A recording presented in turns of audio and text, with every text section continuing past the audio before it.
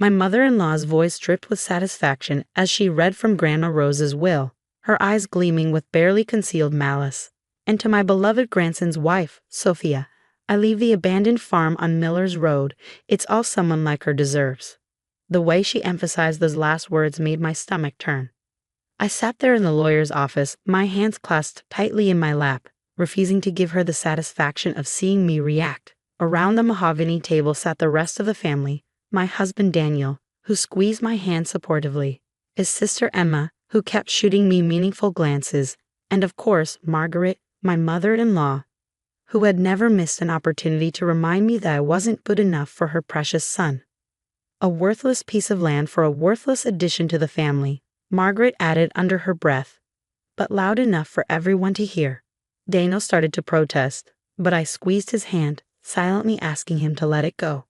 We'd been married for 5 years, and I learned that engaging with Margaret only made things worse. The reading continued, with Margaret receiving the bulk of the estate, the family mansion, the investments, and most of the heirlooms. She could barely contain her triumphant smile as Mr. Patterson, the family lawyer, listed item after item. Emma received a modest sum and some jewelry, while Daniel got his grandfather's vintage car collection. As we filed out of the office, Emma caught up to me in the hallway. "Sophia, wait," she whispered, glancing around to make sure no one else was within earshot. "Come to the farm with me tomorrow. There's something you need to see." Before I could ask what she meant, Margaret's sharp voice cut through the air. "Emma, we're having dinner at the mansion to celebrate. You're coming, aren't you?" Her tone made it clear it wasn't really a question. Emma straightened up and called back, "Of course, Mother." Then she quickly squeezed my arm and whispered, "Tomorrow, 10 a.m. Don't tell anyone." That evening, as Daniel and I drove home to our modest apartment, he kept apologizing. "I'm so sorry about Mother. And about the farm. I know it's not much, but maybe we could fix it up." I smiled at his attempt to find a silver lining. "It's okay, really. Your grandmother didn't owe me anything." But my mind kept drifting to Emma's cryptic behavior. In the 5 years I'd been married to Daniel, Emma had always been kind to me, but we weren't particularly close. She usually kept to herself, spending most of her time managing the local library and avoiding family drama. The next morning, I told Daniel I was going to check out the farm. "Want me to come with you?" he offered, but I remembered Emma's words about not telling anyone. "No, you've got that important meeting. I'll just take some photos and measurements, maybe start thinking about what we could do with the place." He kissed me goodbye, and I felt a twinge of guilt for not telling him about meeting Emma.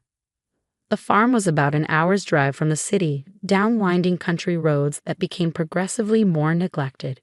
By the time I turned onto Miller's Road, the pavement had given way to gravel. The property itself was marked by a weathered wooden sign that read Rose Family Farm, though the letters were so faded they were barely legible. Emma's blue sedan was already parked near the old farmhouse when I pulled up. She was sitting on the porch steps, her usually pristine librarian's outfit replaced by jeans and a flannel shirt. She jumped up as soon as she saw me. "You came." She hugged me, which was surprising. Emma wasn't usually the hugging type. "There's so much I need to tell you, but first, we should check the barn." As we walked across the overgrown field toward the massive old barn, Emma began to explain. Grandma Rose wasn't always the quiet, submissive woman Mother made her out to be.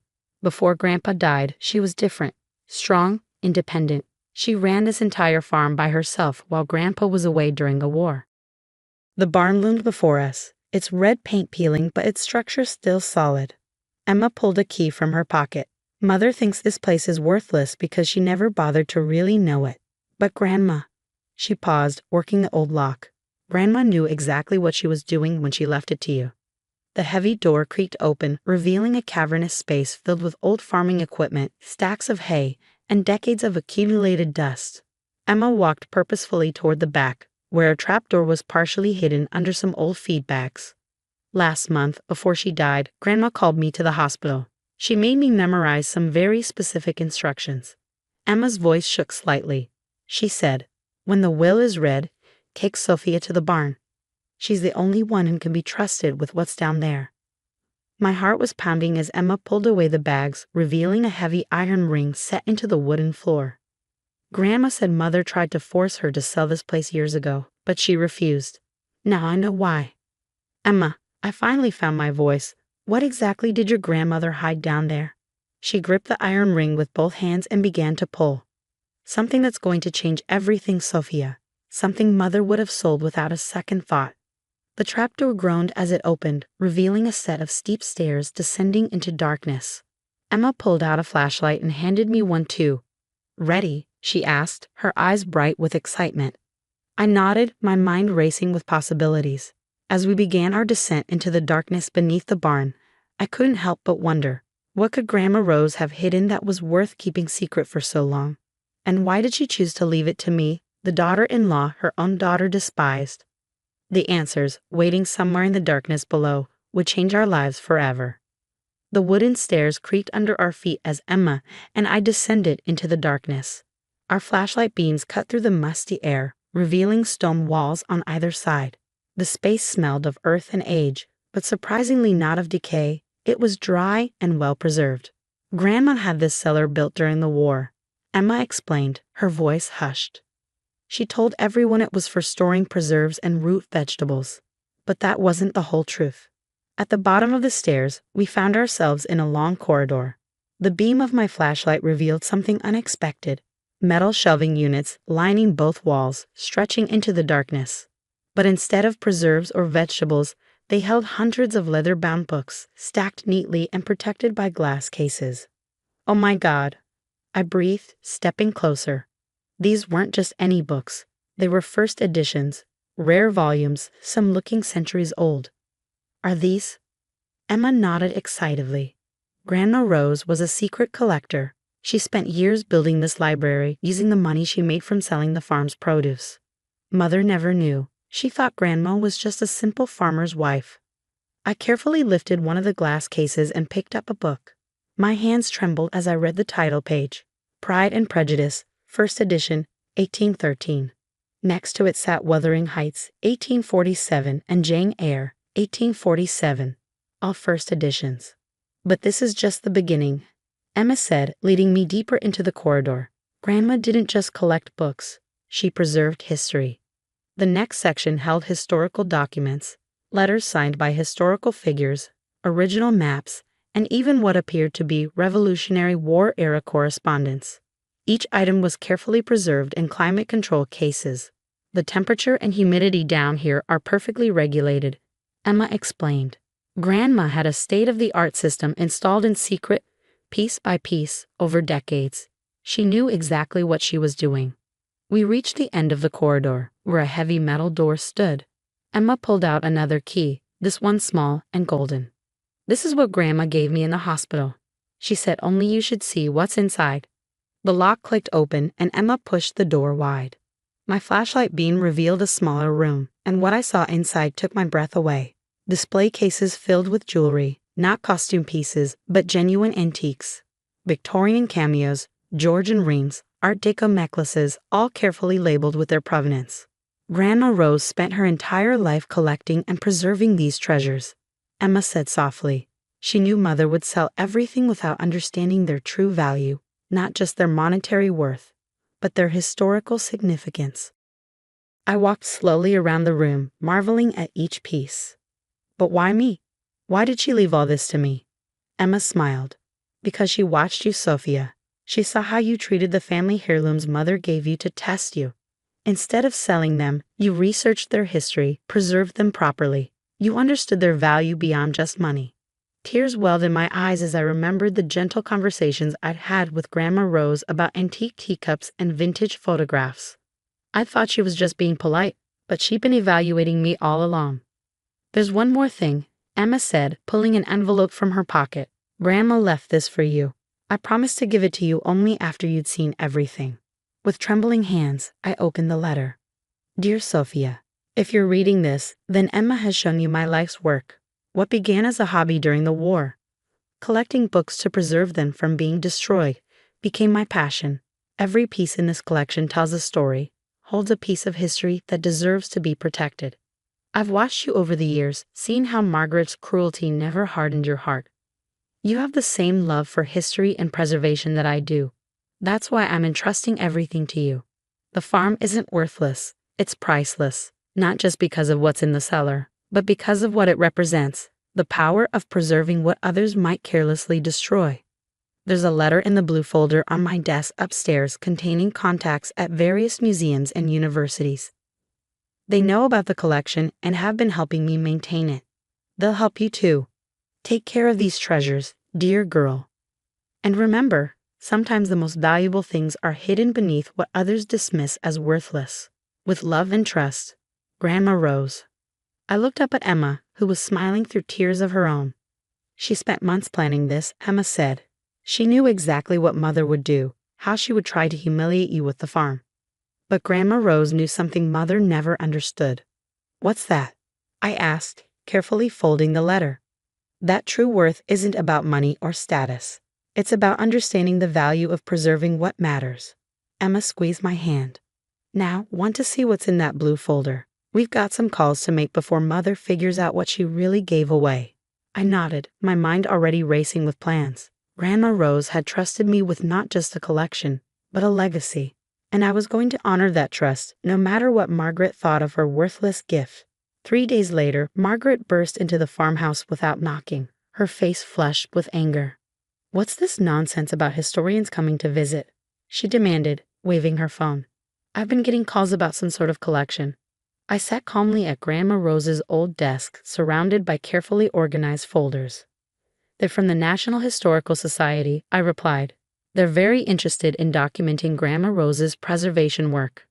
Preservation? Rose was a farmer's wife. Margaret scoffed, but I noticed a flicker of uncertainty in her eyes. What could she possibly have preserved? Why don't I show you? I stood up, enjoying the way Margaret's expression shifted between confusion and mounting concern. Emma, they're ready, I called out. Emma appeared with 3 distinguished-looking individuals, Dr. Thompson from the Historical Society, Professor Chen from the State University's Rare Books Department, and Ms. Roberts, a renowned antique jewelry appraiser. Margaret's eyes widened as they introduced themselves. Mrs. Wheeler, Dr. Thompson began, your mother's collection is absolutely remarkable. The preservation techniques she used were decades ahead of their time. Collection? Margaret's voice had lost its sharp edge. What collection? I led the group toward the barn, Margaret trailing behind. As we descended the stairs to the cellar, I heard her gasp. The space had been transformed in just 3 days. Proper lighting installed, the climate control system upgraded, and every item meticulously cataloged. This is impossible, Margaret whispered, staring at the rows of rare books. Mother couldn't have. Where did she get all this? Your mother, Professor Chen explained, was a pioneering force in historical preservation. She spent decades building relationships with collectors worldwide. Her correspondence alone is worthy of study. Ms. Roberts added, and her jewelry collection includes pieces we thought were lost to history. The Victorian mourning jewelry alone has museum quality. I watched as Margaret's face cycled through emotions, shock, disbelief, and finally, a dawning horror as she realized what she'd given away. But this can't be legal. These things should have been included in the estate. Actually, Emma stepped forward, holding a document. Grandma Rose registered this collection as a separate historical trust years ago. She left the farm to Sophia because the collection legally goes with the property. It's all quite binding.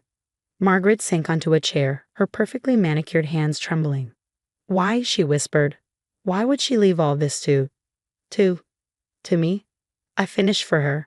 Because Grandma Rose knew I would preserve it, not sell it off piece by piece. I walked over to one of the display cases and gently touched the glass. She trusted me to understand that some things are worth more than their price tag. We'll need to begin the documentation process immediately, Dr. Thompson said.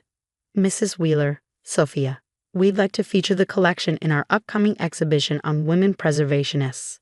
Your grandmother will finally get the recognition she deserves. Later that evening, after everyone had left, Daniel came to the farm. He'd been away on a business trip and had missed all the excitement. I watched his face as I showed him everything, telling him about his grandmother's secret life and incredible legacy. I had no idea, he kept saying, touching the spines of books older than our country. All those quiet afternoons she spent in the barn. We all thought she was just puttering around with her garden. She was protecting history, I said softly, one piece at a time. We climbed back upstairs and stepped out onto the porch. The setting sun painted the old barn in shades of gold, making it look less abandoned and more dignified. Daniel said, putting his arm around me. Mother called me today. She sounded different. I leaned into his embrace. Different how? Humbled, I think. She asked if we'd consider hosting Christmas here this year. He paused. She also says she might have been wrong about you. I smiled, thinking of the letter from Grandma Rose, safely stored in my desk. Your grandmother knew exactly what she was doing, I said. She didn't just leave me a collection, she left me a way to become part of the family's real legacy. As if on cue, Emma's car pulled up. She'd been helping me catalog items all week, her librarian's skills proving invaluable. She waved a folder as she walked up. Wait until you see what I found in Grandma's correspondence. Letters from the Underground Railroad. This farm wasn't just storing history, it was part of it. Looking at Emma's excited face and feeling Daniel's supportive presence beside me, I realized Grandma Rose had given me something even more precious than her collection. She'd given me a chance to show that true worth isn't in what you own, but in what you choose to preserve, whether it's historical treasures or family bonds. Margaret might have thought she was punishing me with a worthless farm, but Grandma Rose knew better. She knew that sometimes the most valuable things are hidden beneath the surface, waiting for someone who cares enough to discover them.